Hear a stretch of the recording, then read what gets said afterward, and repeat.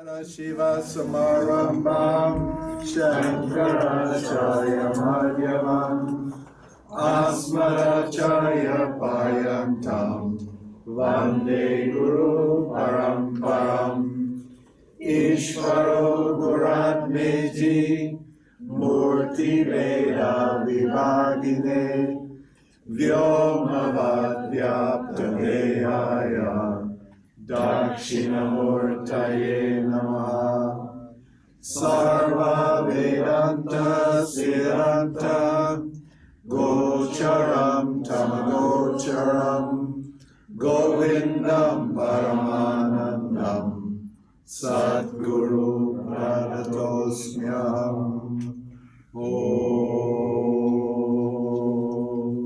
Shri Krishna Govinda Narayana Om. Okay, we're going to get to the values, but let's, we'll just basically just read these verses. I'll make a little comment because we want to get to the values. The values is a big topic. It's a huge topic. Because as we say, I was just talking to this gentleman.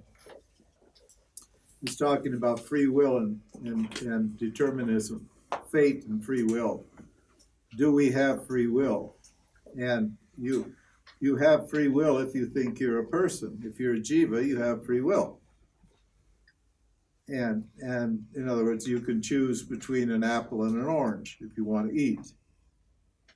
And you can also, and so in every situation, there's always something that's unknown. Ishvara is the factor that is unknown.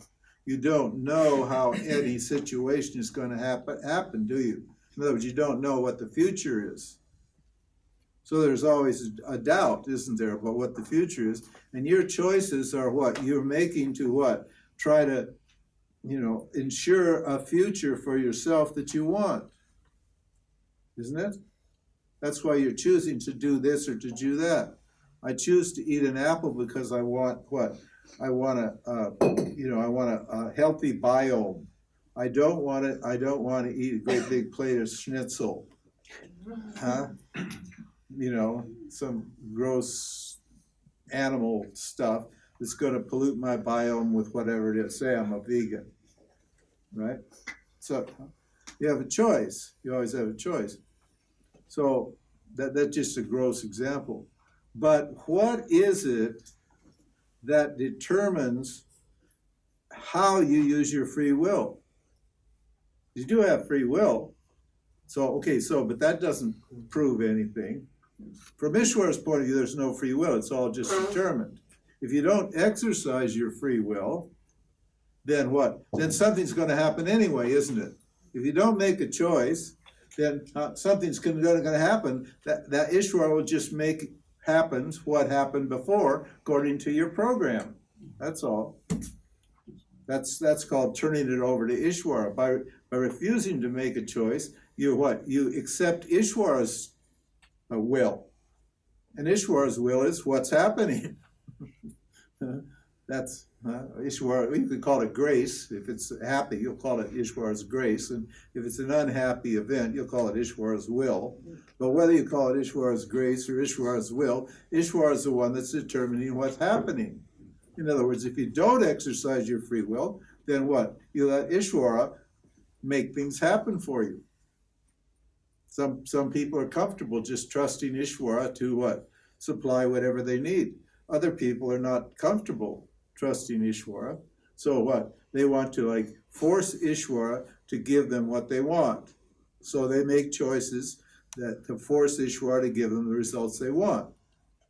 The problem with that is there's always what? The field is so big that once you put an action in the field, what is it? You're not sure if you're going to get the result you want, because as I said yesterday, you put a good action, it can produce a bad result, or you put a bad action, it can produce a good result. You don't know. There's always a doubt about it. So the issue with free will is, now what values are determining your use of your free will? In other words, what values are informing your choices? And those values are guna. They're chosen by your gunas. Every guna has certain values associated with it. And if you don't choose, then your guna will choose the choice. The guna value that's associated with tamas, which is fundamentally fear, then fear will inform your decisions. If you don't act and rajas is predominant in your nature and in the world around you, then what? What will determine your actions? Desire. Now, if you're predominantly sattvic, then what? Then another set of values will be operating that will determine what happens. Because the values are built into the gunas. The self is nirguna. Nirguna means it has no values. The self has no values. It isn't a good self, it isn't a bad self. It's value neutral. That's what samadhi means. From the self, everything's the same as everything else. Understand? We are born then with this gunas, we have a choice. What? When we are born, we have different gunas. Sometimes more Yeah. some more righteous, and also in the mind. Yeah. Is our choice? No. Well, yes and no. There were choices made in the past, but it wasn't you, was it? You meaning the person. The person that's here now isn't the same person who was there in the past life. It's not the same person. I know that's what you think. You think this person existed in a previous life, and this person is going to transmigrate and be the same person in the next life. And so that person's karma is going to come along with him. But the person that's here now is never going to come back when your body goes, ever. This is why this whole business about your past life and your future life is a waste of time. In other words, trying to do good things now so you get a better birth next time is foolish. If you do good things now, whoever it is that gets your vasanas, next time will have a better life. And if you create bad vasanas, then whoever gets them is going to get the result of your actions now. Yeah, but there's always a but here.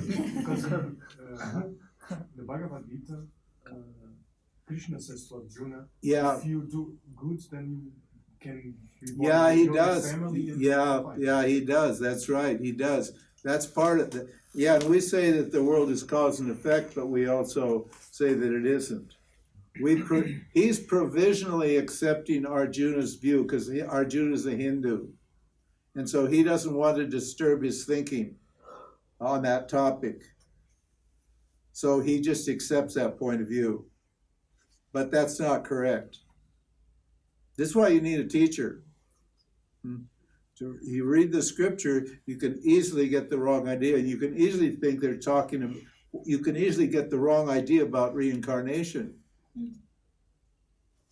Now, when you're, the only thing that transcends time is what?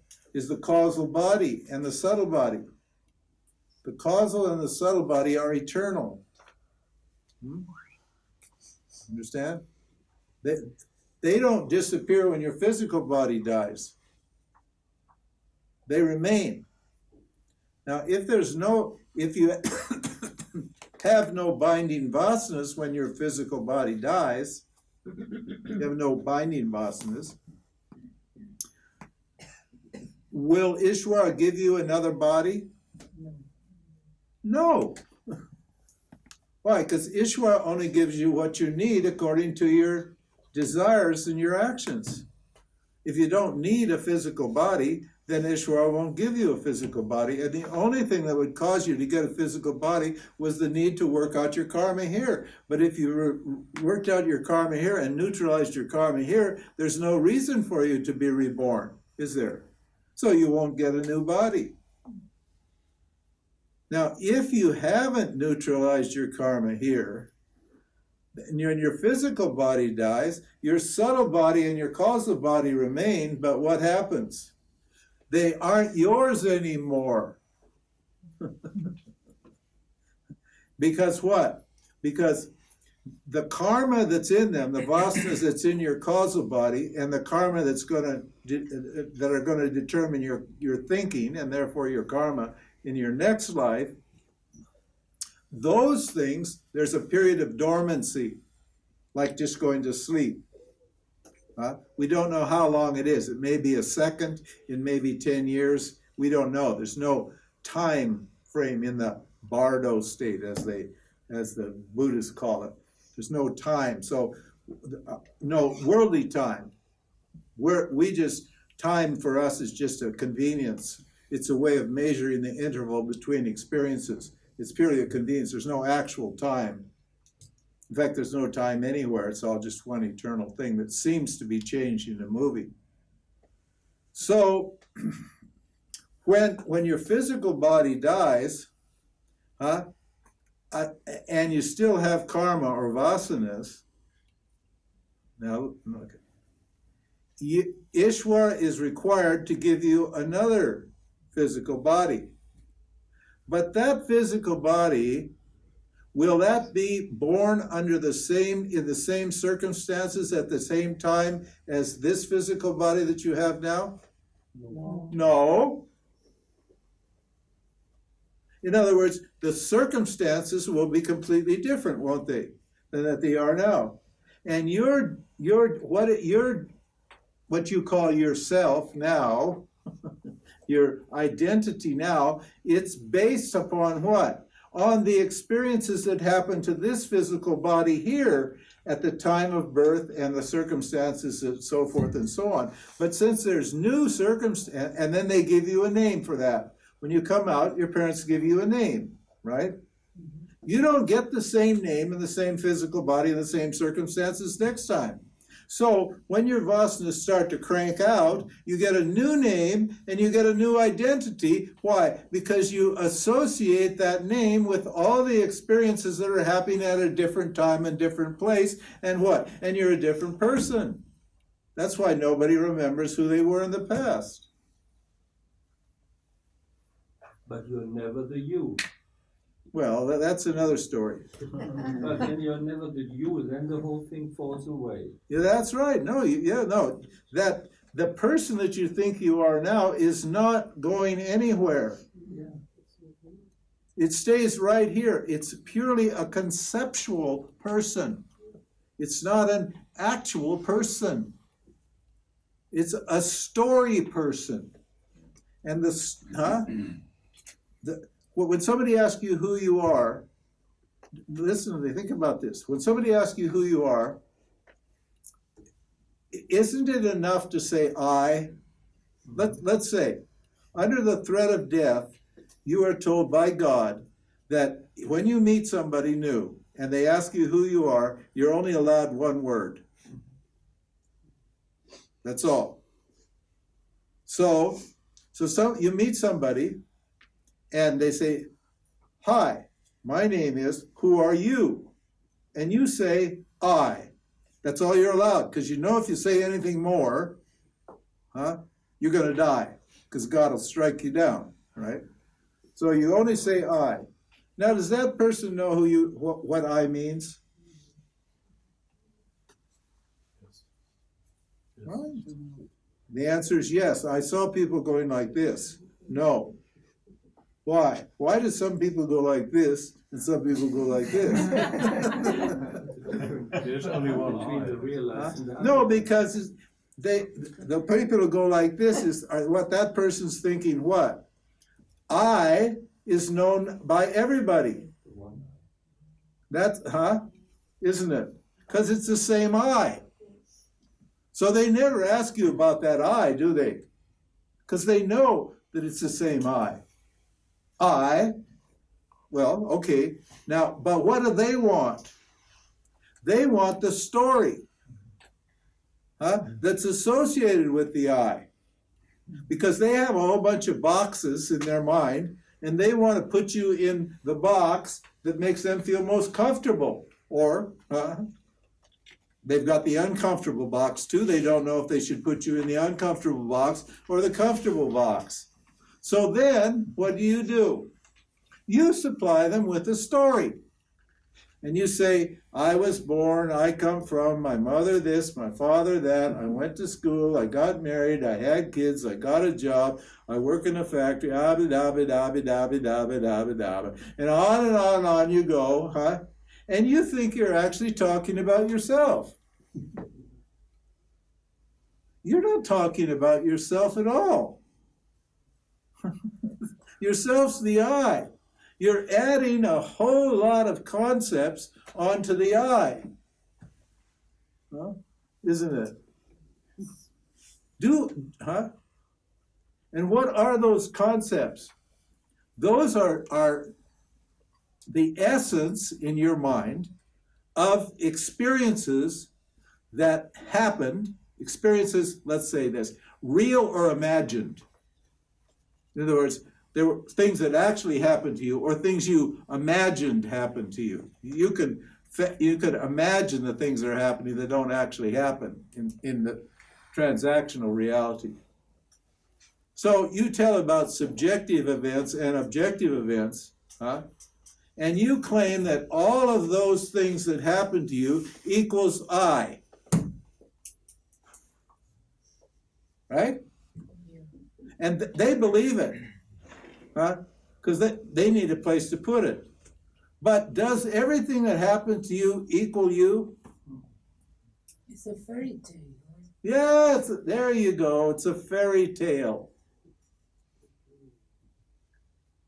Yet you're happy to talk about yourself all the time, aren't you? You should stop at the word I. Now, that's generally what I do. But like if obviously I don't, but I know how to get the conversation on a topic that I want to talk about, because I know that saying I was this and I was that and this and that and the other thing and so forth, nobody really cares. Does anybody really care what you did in the past? It's not true. That is so true. It's not true, yeah, but let's assume that you think it's true or they think it's true, but does anyone actually care? No. They're uncertain. That's why they ask who. They have a doubt, and so they need to. If they're going to stay in your presence, they need a little box to put you in to make them feel comfortable. And if you start saying things that make them uncomfortable, then what happens? They put you in the discomfort box, and off they go.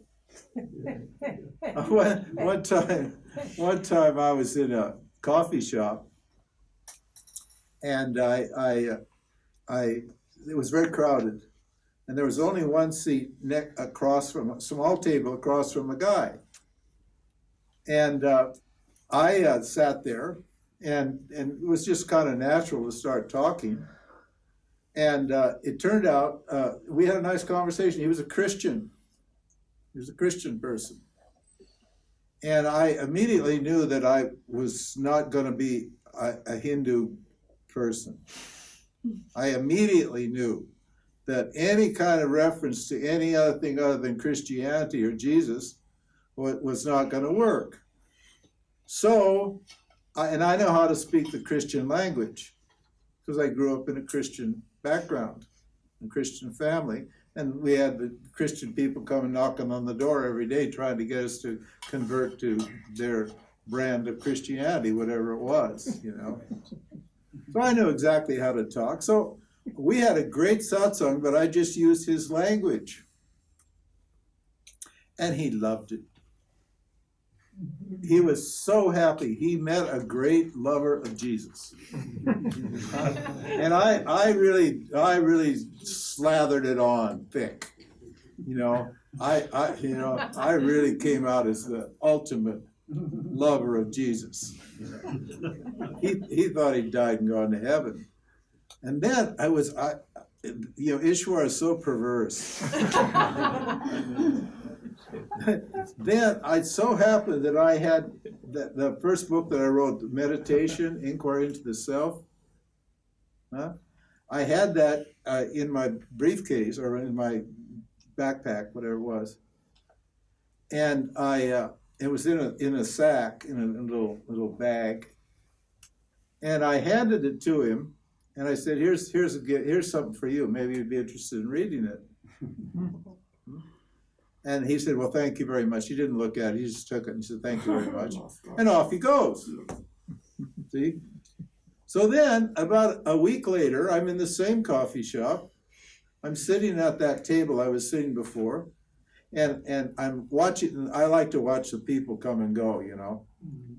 And here he comes. He comes walking through the door. And then I guess he remembered the conversation, and he looked to the table where I was, and he took a look at me, and you know what happened? He turned right around and left the coffee shop.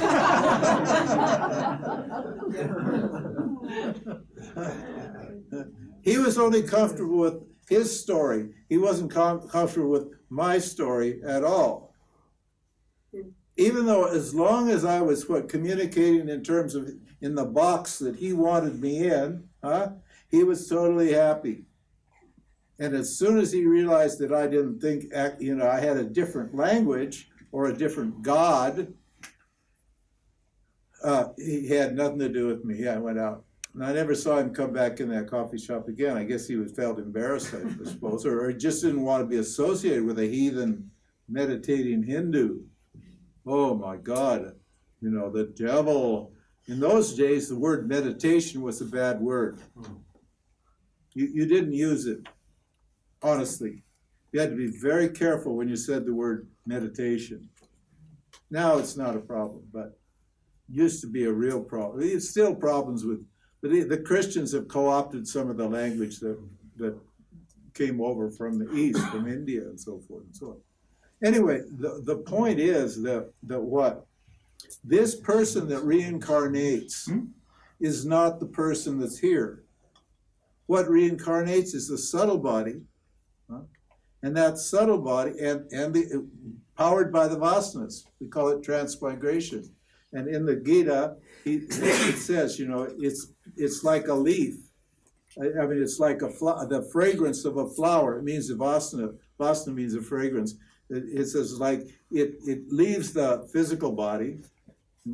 There's a power, a prana power. It's called here. It's called udana in the prana system, and it ejects the subtle body from the physical body when the physical body when the prarabdha that's maintaining the physical body no longer operates for this lifetime. It's a switch, huh? And then what happens? That subtle body travels. That's how they put it. It doesn't actually travel because there's no time and no space. But what? That subtle body, appears in a woman's when a sperm has fertilized an egg in the uterus, and the sperm and the fertilized egg has attached itself to the uterine wall, and has got a place that's secure in the world. In other words, it's secure there. Then what happens? Then ishvara what? Puts that subtle body into that egg. It is all your parents have already been selected by ishvara according to your vasanas. Your circumstances have already been selected by ishvara according to your vasanas, according to the karma that needs to work out. And then what? And then that subtle body gestates in the womb. A woman will tell you, they start to feel, they will tell you. They know that there's somebody else in their energy field. When they're first they're pregnant, they don't even know anything. Because why? Because there isn't any subtle body in there. The ishvara is just setting up the conditions for the subtle body to situate itself here. And then once that subtle body comes, the woman will tell you they feel like there's somebody else, or something else, and they'll start to wonder, am I pregnant or not? Then they'll go and do a pregnancy test and check it out, and they'll determine, oh, you're pregnant. Means what? Ishvara has what? Set up the circumstances for that karma stream to continue. And at that time, then what? Then you start developing a new identity. When you pop out of the womb, in fact, your parents have already given you a name before, and they've already figured out how they're going to condition you. If they had good parents, they'll try to condition you like they were conditioned, and if they had bad parents, they'll try to condition you exactly the opposite of the way they were conditioned. Happens all the time. So and then you will think you're that person then. Now you think you're this person now, but that person's never coming back. Now you'll be a new person. We call that the non-eternal jiva. Call that the non-eternal jiva, not the eternal jiva. The eternal jiva is actually consciousness. That's why Shankara says in that statement, Brahma Satyam Jagam Mithya, Jiva Brahmeva na paraha. Jiva Brahmeva na paraha means the jiva that's right here now is the same as Brahman, the limitless consciousness, that is in everything. Says there's no difference. Na paraha means there's no difference between the jiva that's here and what? And Brahman. This is why you can look to the I for yourself. This is how you identify yourself right here now, in the form of the word I. Because it's the same I for everybody, and it's eternal. It's always been here. It's your existence. It's your consciousness. Understand? Is there a distinction between I and I am, or just the same? No, I and I am is sat, or I is chit, consciousness, and am is existence. But existence and consciousness are the same thing. But you need to stop, and you can say, I am Sat Chit Ananda Atman. That means I am consciousness, I exist, I'm existence, and what? I'm full. I'm complete. That's why you can say that. Because the self, consciousness, is what? It is your existence. It is what? Your awareness. And it is what? Complete. There's nothing missing.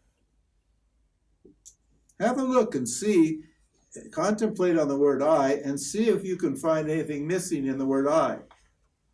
Just I. Don't add your story. Obviously, if you add your story, then there's going to be a lot of things missing, isn't there? Oh, I didn't get what I want then. I had this great thing, and then she left me, and I lost my business, and this and that, and oh my God, all the tragedies, all the stuff. In your story, there's all kinds of things that that's missing always. Of course, there's something missing in your story, because your body and mind only experiences a tiny little bit of life. Of course, there's something missing. Why should your story include all this incredible shit? Why should it? We're just nothing. We're just tiny little specks, fly specks. Honestly. And our experience, what does it count for? What does your experience count for? You don't even care about what happened before. And nobody else does. And it's the same thing that's happened to everybody since beginning of time. It's the same thing that's going to happen to everybody forever. It's nothing special. It's just totally ordinary. Why make such a big story about what happens to you, or going to happen to you, or did happen to you? What's the deal here?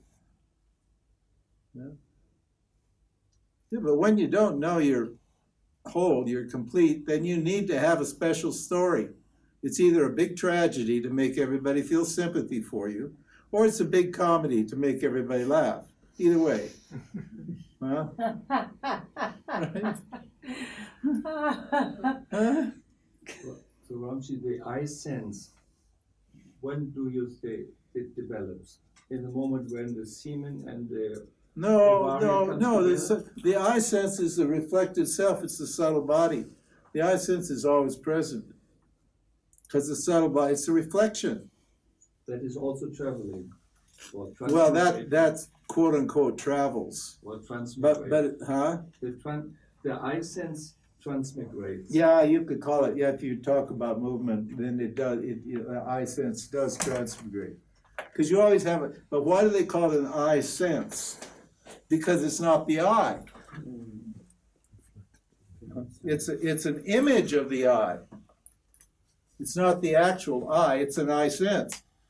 And the problem with Nisargadatta and Ramana and these people that studied Ramana and Nisargadatta that got about this meditating on the I sense is that they always end up stuck.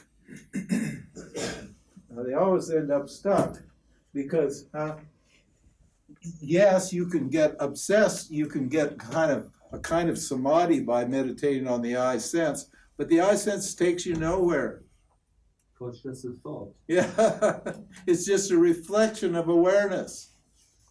And you take the reflection to be the reality. That's what people think. They think that they think the self is the reflection. But they said also at first go to the I sense. Pardon? They said also at first go to the I sense. Yeah, they say, but what for? But then go after the I sense. Behind the I sense. Okay, that's a reflection teaching. Should I? Yeah. Do we want to do the reflection teaching? We want to go to the values. It's so important. Values.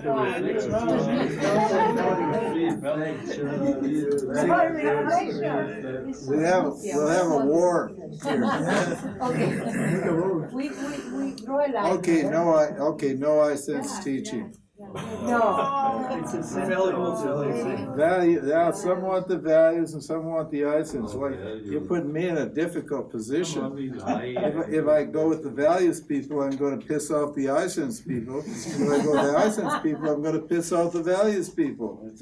So I'm in a pickle now. What should I do? Combine them. Combine them. Let's do what I was intended to do, which is read these, and then we'll get to the values. And if we have any time this evening or tomorrow, then we'll do the reflection teaching, because it's a great teaching. Yes. It's called Pratibimbavada.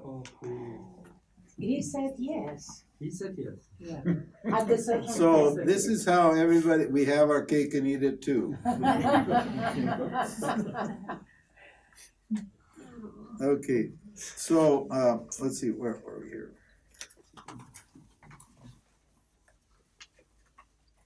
Where are we here?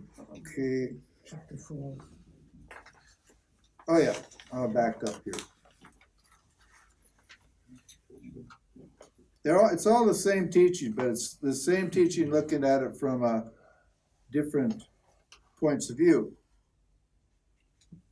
And since we're multifaceted people, we need to understand the self from all different angles. That's why we say Vedanta is a complete teaching. It covers every possible point of view. So you get complete knowledge. You get a 360-degree knowledge of the self and the world.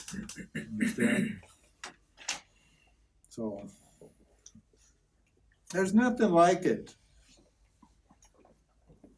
There's nothing like it. There's no teaching like it. It stands on its own.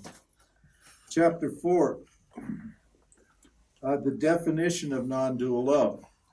Well, what does he say here? You can't define it. First verse. The essential nature of pure love of God is beyond description. You cannot describe it, but that doesn't mean you can't know it.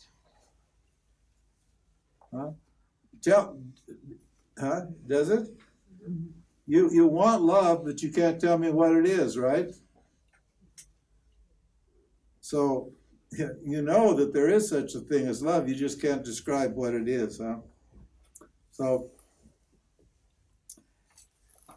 he said, trying to describe the experience of pure love of God is like a mute person trying to describe a particular, a mute person trying to describe a particular taste. Now, a person who's mute, they can't hear, right? They're deaf, a deaf person.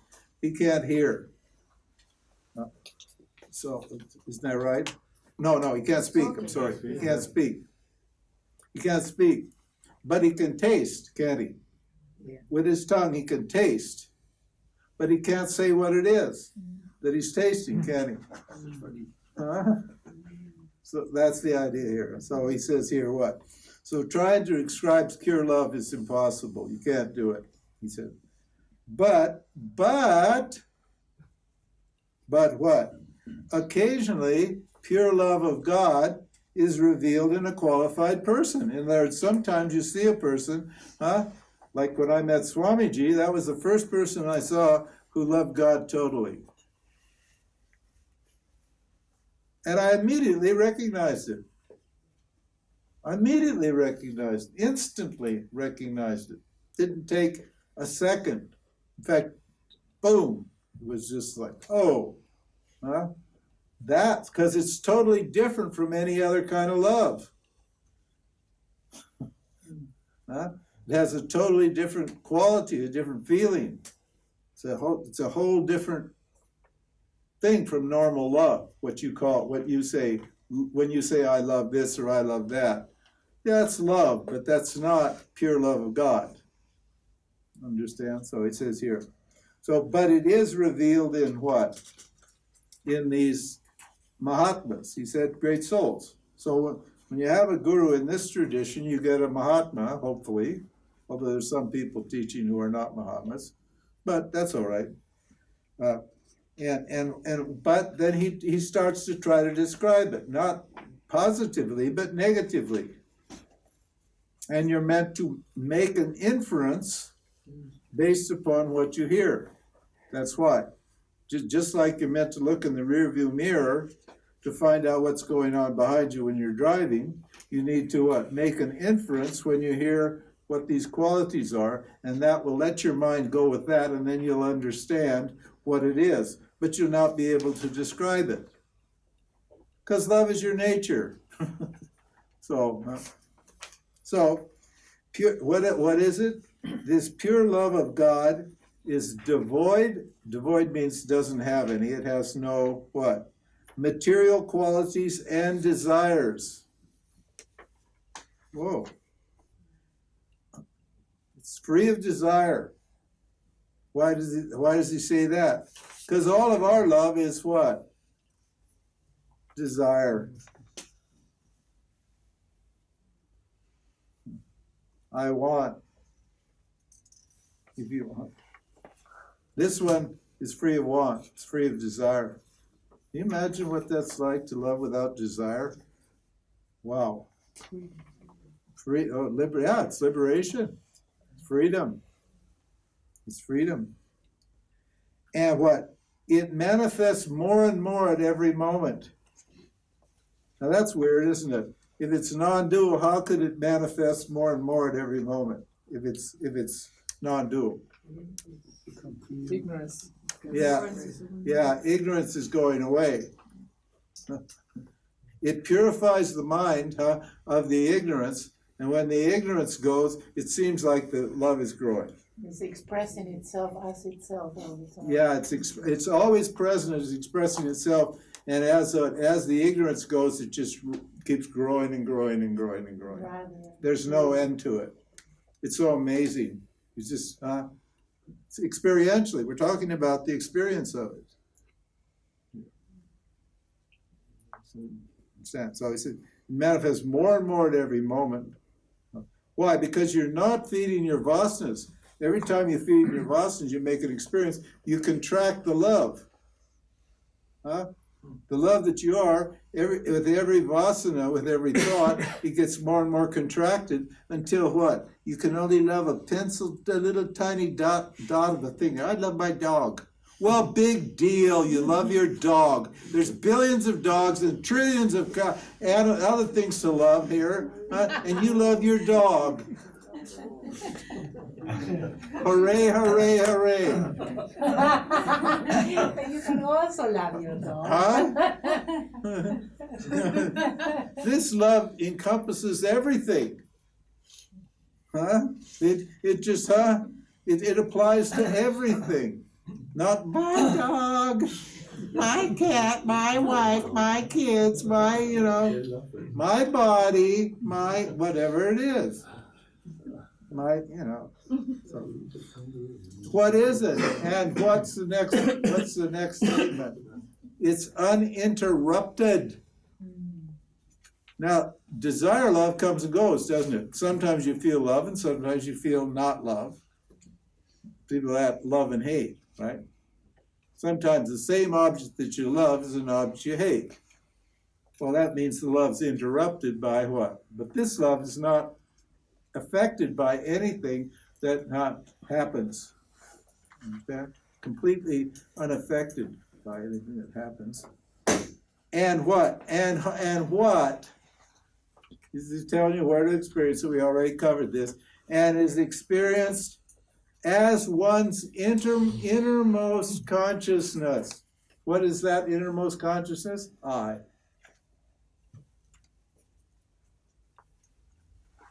The subtopic, love is discovered, it's never produced.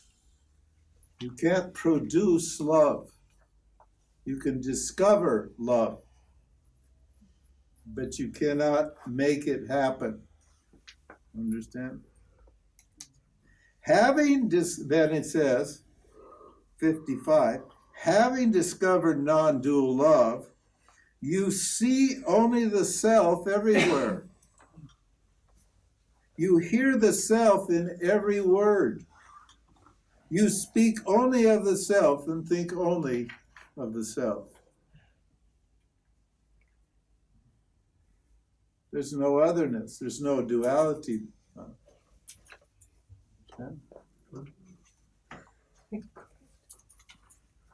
What? He likes it.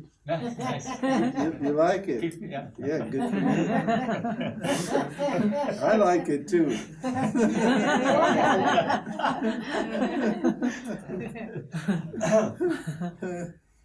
Having discovered non-dual love, people say, well, how do I get a non-dual relationship? It means they want non-dual love. You don't get it. That's why you don't obtain it, you don't produce it, you discover it. Discover means you uncover it. What does that mean? You get rid of the concepts you have about yourself and about your needs and your desires and your life and all that sort of thing, and you discover that you are love. And then when you discover that, you discover that what? Everything you hear is love. Everything you see is love. Everything you taste is love. Everything you smell is love. Everything you feel is love. Nice. I told you, he talked about the gopis earlier. What did I say a gopi was? It's somebody who drinks love through his or her senses. In other words, even the material objects are love. Nice. You won't even treat a, material object badly, because you'll see it yourself. It's love. You'll love it. You'll respect it. It's beautiful, huh? Then, now, this is where the Gunas came in. Now he's talking about the Gunas, because why do we talk about the Gunas? Because the Gunas influence the way you experience love. So if there's any qualities, if there's anything specific involved in your love, then it's because of the Gunas. So now he's done talking about non-dual love, and he's going to talk about what? Secondary devotional service, secondary bhakti, Dvaita bhakti. We're going to talk about it. To contrast it, so you can understand, you can discriminate in your own experience between pure love and what? And conditional love. Conditional love means love that's conditioned by the gunas. So with each guna, you're going to have certain attitude, love attitudes. Attitudes mean bhavas. That's why I have love. Oh, the chart's not here. Love games. I'm talking about love games. We have to talk about that. I'm saving it for last. Yeah, what was it? A free person is free of the gunas, or at least he knows he's not being affected by the gunas. Yeah, right? that's right. Okay. Yeah, yeah. Because the gunas are still playing in the body. Yeah, right? the gunas are still playing in the body and mind. Remember, the reflecting. This is the reflected medium, the subtle body. Those gunas are embedded in the subtle body. So the I sense, the I sense, which is the subtle body, is what? Is subject to what? These three kinds of energies. In other words, you have three different kinds of love operating when the guna that's predominant at the time is dominating the subtle body. When one guna is dominating the subtle body, then you'll love in a certain way. When another guna is dominating the subtle body, you'll love a different way. And when the third guna is dominating the subtle body, then you'll love a different way. In other words, the love will be conditional. It'll be conditioned by the changes that are taking place in the reflecting medium, in the I sense. Love is still the same. But love is still the same. Because but I love sleep. Huh? I love my sleep. Yeah. That's, love is still the same. The secondary devotional service, Dvaita Bhakti, pure love, is conditioned by these three factors. Secondary devotional service is of three kinds, according to which guna predominates at any time, or according to the motivation. Well, the motivation is determined by the guna. Distress, in other words, are you in pain? What would that be? Tamaguna, pain, suffering. Desire, rajaguna, or what? Knowledge, sattvaguna, depending on the guna. Understand? That brings you to devotion. Krishna talked earlier about the four types of devotees. There was the suffering devotee, there was the desiring devotee, there was the knowledge-seeking devotee, and then there's the non-dual devotee. Those three preceding types are all guna-related devotees. Understand? The fourth type of devotee is nirguna. His or her love is free of the gunas. In other words, that non-dual love is transcendental love. It what? It is unaffected by the gunas. He's saying here. Now that, okay. And we know we've discussed these three powers. Because we want to get to the values. And then he says in verse 57, each succeeding type of devotee is superior to the preceding type. Now what does that mean? A rajasic devotee is superior to a tamasic devotee, and a sattvic devotee is superior to a rajasic devotee. And a what? And a non-dual devotee is superior to all three. Now why is a rajasic devotee superior to a tamasic devotee? Because a tamasic devotee won't develop his or her love. Why? Because he doesn't have enough rajas. So his devotion is stuck at the lowest possible level. These are the people that worship the dark force. These are your satanic worshipers, the people who injure their bodies, the people who do penance, and and whip themselves and bleed and do all kinds of black magic and that sort of thing. The voodoo guys and all that sort of stuff. The Eastern India. Oh my God, you should see the stuff that goes on in India. Woo! It's really, really bizarre, and it's really dark, and it's really scary, and it's all devotional service to God through that particular guna. I could tell you stories that just blow your mind. Now those people, they just get stuck. They just get stuck at that level. They will not move they will not gain knowledge of God or non-dual devotion until they develop rajas. Because you need rajas to get out of tamas. That rajasic fire gives you the motivation to what? To change your negative, your tamasic habits. So, this is why tamasic people are really, you have to feel sorry for them. They're so weak. They just live in fantasy worlds.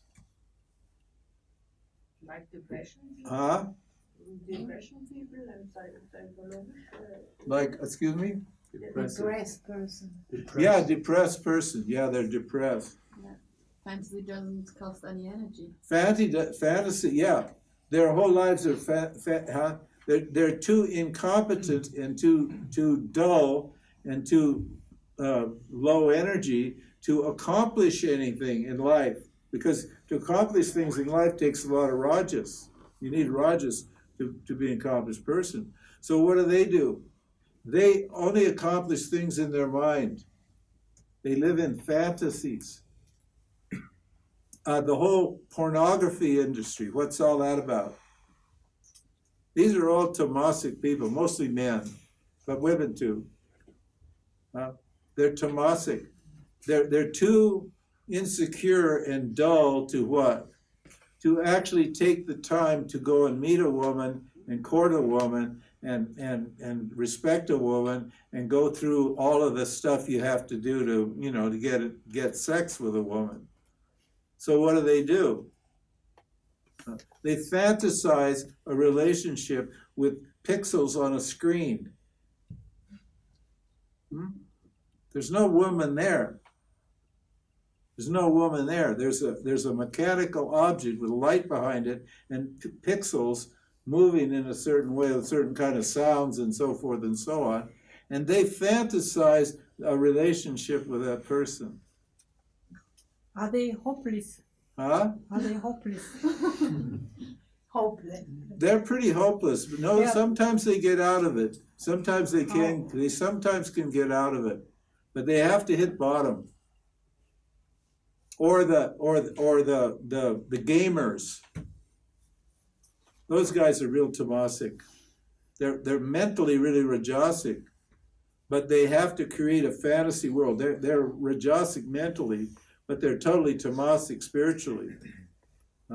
Oh, you read the story about these gamers, what happens to their lives. They'll ruin their bladders and everything like that because they can't get up for 3 minutes to take a piss. Yeah. Why? Because in that 3 minutes, some other gamer will have gotten a higher level than them, so they have to keep killing those bots on those pictures on the screen to keep their status going in the gaming community and to make the money that they make. They make a lot of money, some of these good ones. Can you imagine anything more tamasic?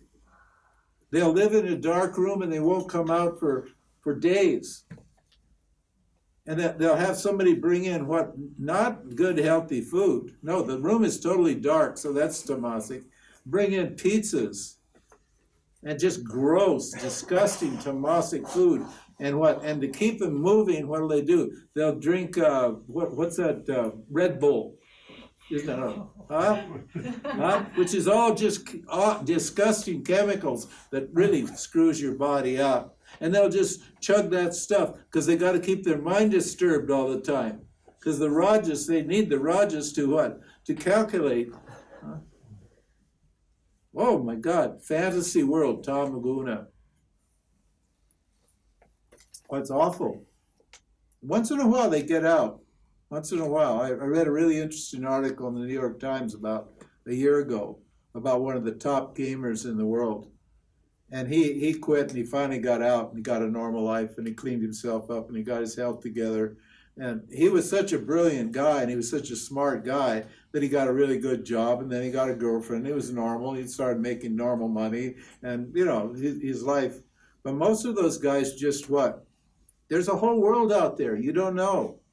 There's millions of them around the world. They're all in this dark, heavy, ugly, dull space, living in their fantasies. I killed 400. You know, in the movies, you see the movies. The body count in these movies, films, in one movie, like 500 people will get killed. And the destruction of property, you know, the whole cities will be destroyed. Huh? And the more cities are destroyed, the more people that are killed, and the more stuff, and the more planes that are shot down, the more violence is there, the happier they are. Ooh.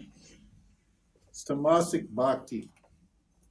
Tamasic rajasic bhakti. Now, you can't get out of that unless you have enough energy to get out of it. And you only get enough energy to get out of it if you start to appreciate yourself. That's the sattva guna, that knowledge, in other words, the knowledge guna. Yeah, now, once you get stuck in rajas, the only way out of rajas is what? Is sattva. And rajas is almost as bad as tamas. And that, I know I'm kind of nervous saying that in these Western societies, because the Western societies value rajas more than anything. Because they're full of desire and ambition. And so when you start criticizing rajas, people don't like it at all. Because the idea in these Christian societies, in these material societies is what? The idle mind is the devil's workshop. Huh? You need your mind you need to be busy doing things 24/7, or you're not a virtuous person. My mother used to have such a problem with me because I wouldn't get a regular job. And I took a nap every afternoon. Through my whole life, ever since I was a kid, I took naps in the afternoon.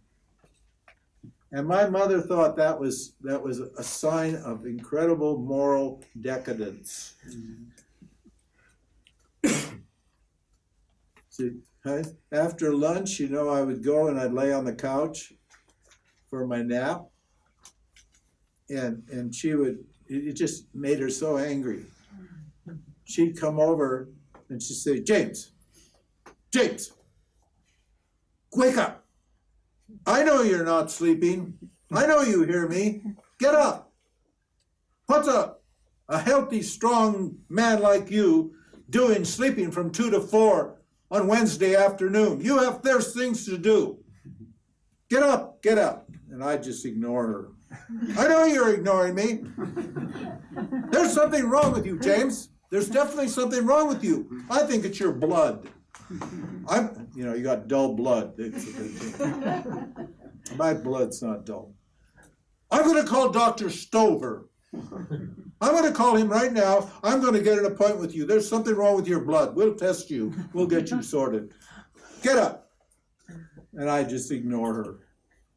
And then you know what she'd do? She'd go to the closet and she'd get the vacuum cleaner. And she'd start vacuuming the rug next to the couch.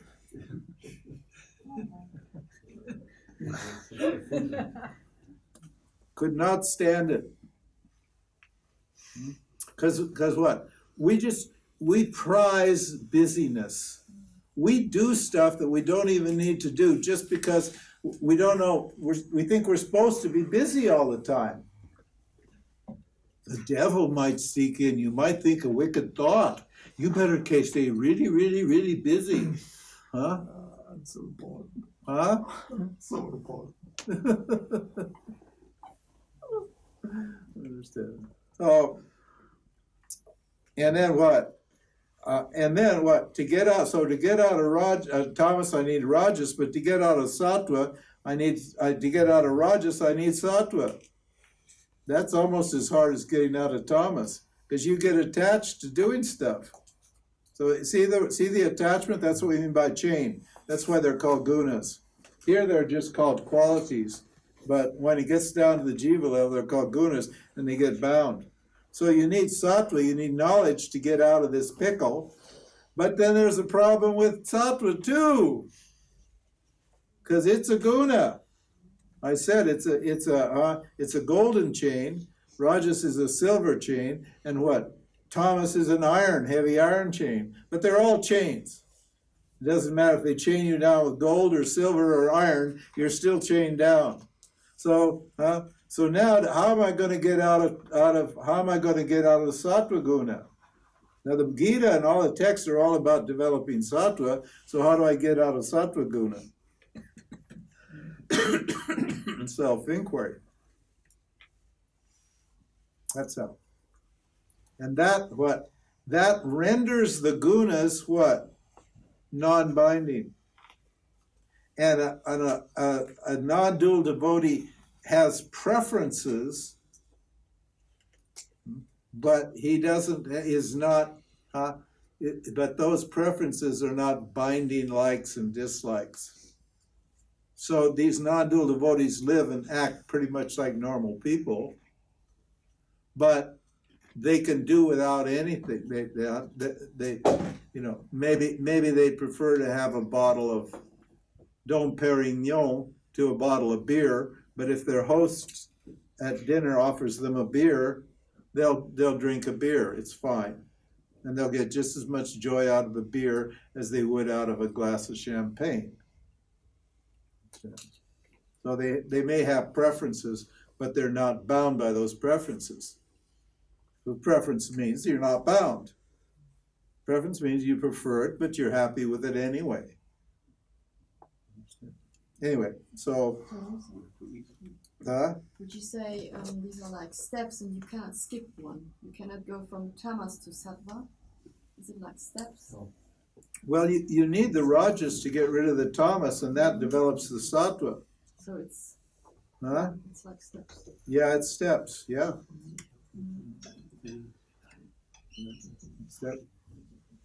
Because tamas is just a heavy, lead, dull energy. You don't feel like doing anything. After teaching these seminars, I feel like... So you wouldn't be able to get any knowledge. If there's too much tamas, you wouldn't be able to get any knowledge. Can't get knowledge if you're tamasic. Your mind is too dull. You don't hear what's being said, and in rajas you distort what's being said. You hear what's being said, but you twist it. Your desires twist what you hear. So you hear according to what your desires are. This is why I answer the same question to the same person for 10 years. They come and ask me the same question. Arjuna's the same. Arjuna asks the same question through all 18 chapters of the Gita. He just phrases it differently, but it's always the same question. Because he wants to have it the way he wants to have it. He or she thinks the way he or she thinks is the way it should be, and they do not want to let it go. That's that rajas.